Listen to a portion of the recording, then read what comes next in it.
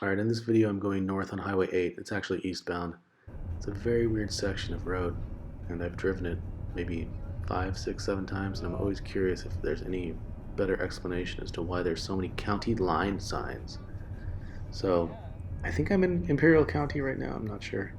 But here comes the first sign. It's the green sign on the right, and it says San Diego County Line. And I guess I'm in San Diego now. This is a windy road, so my best guess is that it's just straddling a county line. But coming up right here, maybe 10, 12 seconds later, is Imperial County Line. Okay, so we're back in Imperial County, and coming up right here again is a San Diego County Line sign on the right. There it is.